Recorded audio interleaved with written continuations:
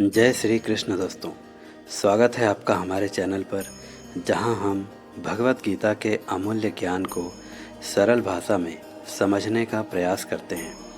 आज हम चर्चा करेंगे भगवत गीता के 7वें अध्याय की, जिसे ज्ञान विज्ञान योग कहा जाता है। इस अध्याय में भगवान श्री कृष्ण अर्जुन को बताते हैं कि सच्चा ज्ञान क्या है, भक्ति का महत्व क्या है और ईश्वर को जानने का सही मार्ग कौन सा है। तो आइए इस अध्याय को विस्तार से समझते हैं और अंत में हम इस अध्याय से मिलने वाली 5 महत्वपूर्ण सीखों के बारे में जानेंगे और उन्हें समझेंगे, और हम यह भी समझेंगे कि कैसे हम इस दिव्य ज्ञान को अपने जीवन में लागू कर सकते हैं। तो चलिए शुरू करते हैं। भगवान श्री कृष्ण ने कहा, हे पार्थ, अनन्य प्रेम से मुझ में आसक्त चित्त तथा अनन्य भाव से मेरे परायण होकर योग में स्थित हुआ तो जिस प्रकार से संपूर्ण विभूति, बल, ऐश्वर्य आदि गुणों से युक्त सबके आत्मरूप मुझको संशय रहित जानेगा, उसको सुन। अब मैं तेरे लिए इस विज्ञान सहित तत्व ज्ञान को संपूर्णतया कहूँगा, जिसको जानकर संसार में फिर और कुछ भी जानने योग्य शेष नहीं रह जाता। हजारों मनुष्यों में कोई एक मेरी प्राप्ति के लिए यत्न करता है, यानी प्रयास करता है, और उन प्रयास करने वाले योगियों में भी कोई एक मेरे परायण होकर मुझको तत्व से अर्थात यथार्थ रूप से जान पाता है। पृथ्वी, जल, अग्नि, वायु, आकाश, मन, बुद्धि और अहंकार भी इस प्रकार यह 8 प्रकार से विभाजित मेरी प्रकृति है। यह 8 प्रकार के भेदों वाली तो अपरा अर्थात मेरी जड़ प्रकृति है। और हे महाबाहो, इससे दूसरी को, जिससे यह संपूर्ण जगत धारण किया जाता है, मेरी जीव रूपा परा अर्थात चेतन प्रकृति समझ।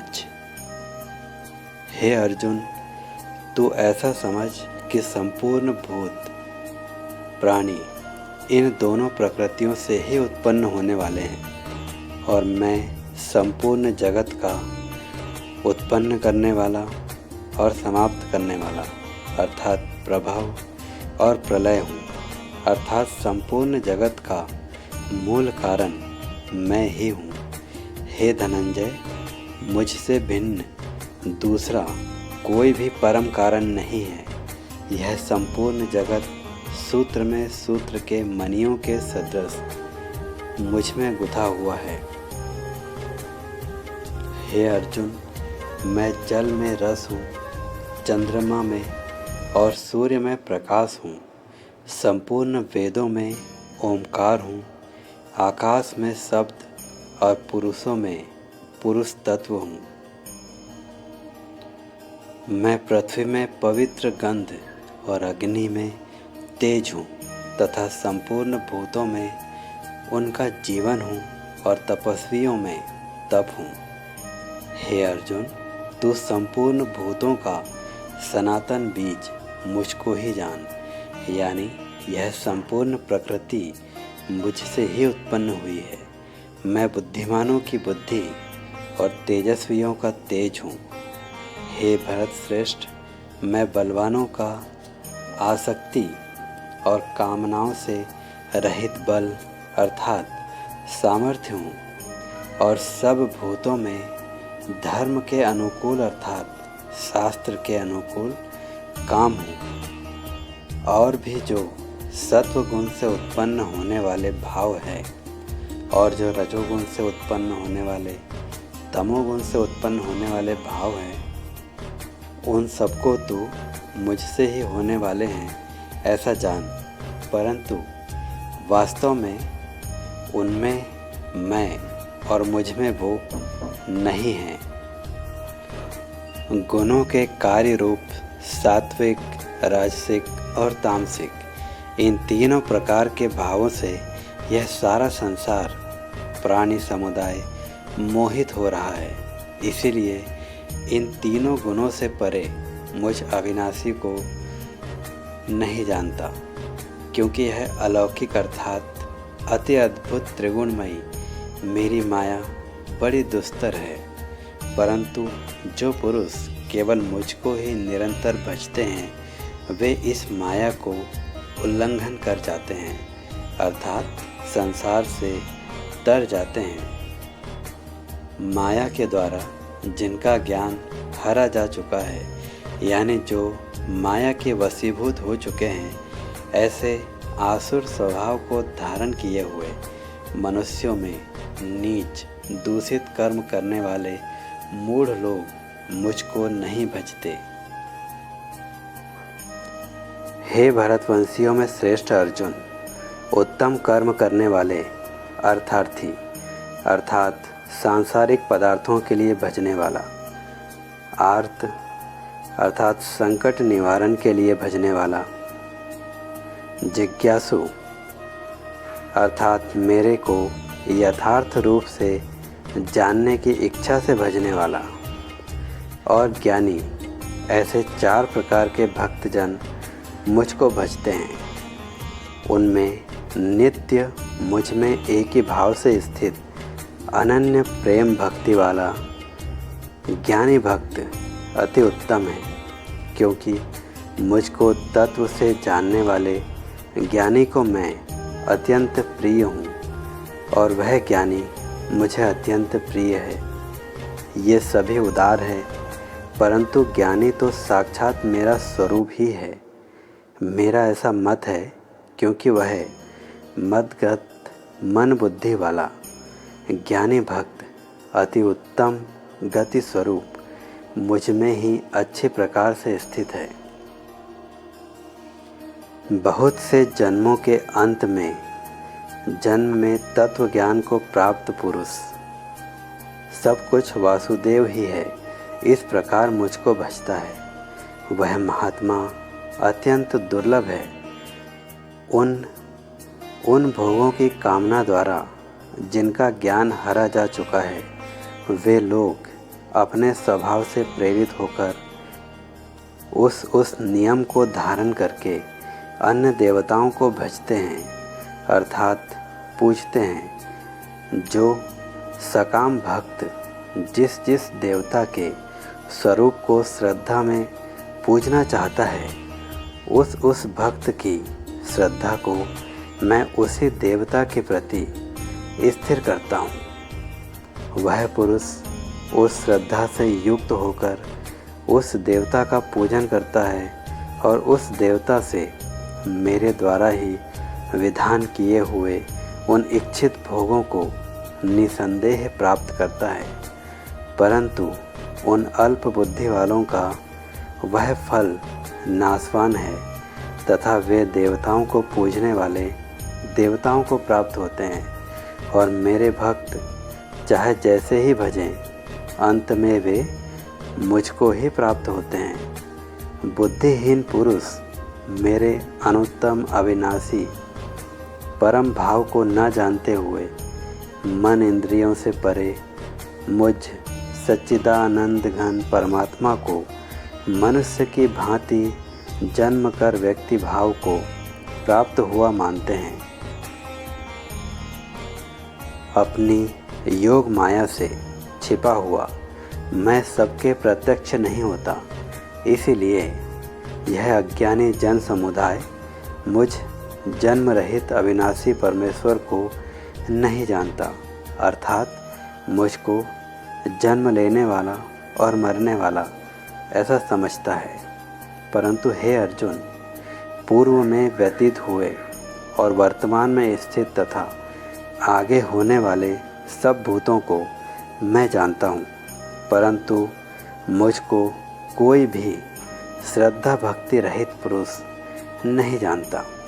हे भरतवंशी अर्जुन, संसार में इच्छा और द्वेष से उत्पन्न सुख दुख आदि द्वंद्व रूप मोह से संपूर्ण प्राणी अत्यंत अज्ञानता को प्राप्त हो रहे हैं, परंतु निष्काम भाव से श्रेष्ठ कर्मों का आचरण करने वाले जिन पुरुषों का पाप नष्ट हो गया है, वे राग द्वेष जनित द्वंद्व रूप मोह से मुक्त दृढ़ निश्चयी भक्त मुझको सब प्रकार से भजते हैं। जो मेरे शरण होकर जरा और मरण से छूटने के लिए प्रयत्न करते हैं, वे पुरुष उस ब्रह्मा को, संपूर्ण अध्यात्म को, संपूर्ण कर्म को जानते हैं। जो पुरुष अधिभूत और अधिदैव के सहित तथा अधियज्ञ के सहित सबका आत्मरूप मुझे अंतकाल में भी जानते हैं, वे युक्त चित्त वाले पुरुष मुझे जानते हैं अर्थात प्राप्त हो जाते हैं। तो दोस्तों, यहाँ पर श्री कृष्ण अर्जुन संवाद का यह अध्याय 7 समाप्त होता है। तो आइए इस अध्याय से मिलने वाली 5 महत्वपूर्ण सीखों को जानते हैं और समझते हैं कि कैसे हम इस दिव्य ज्ञान को अपने जीवन में लागू कर सकते हैं। तो पहला है परम ज्ञान और विज्ञान क्या है।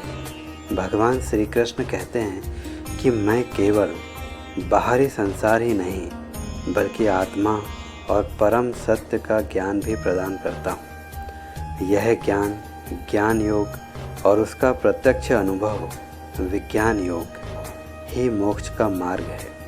इससे हम क्या सीखते हैं?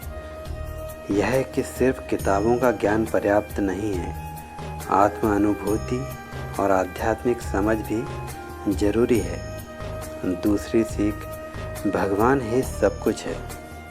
भगवान श्री कृष्ण बताते हैं कि मैं इस संपूर्ण सृष्टि का मूल कारण हूँ। जो कुछ भी अस्तित्व में है वह मुझसे ही उत्पन्न हुआ है, अर्थात हर चीज़ में ईश्वर का अंश है। इसलिए हमें जीवन के हर अनुभव को दिव्यता के रूप में स्वीकार करना चाहिए। तीसरी बात, मनुष्य 4 प्रकार के होते हैं।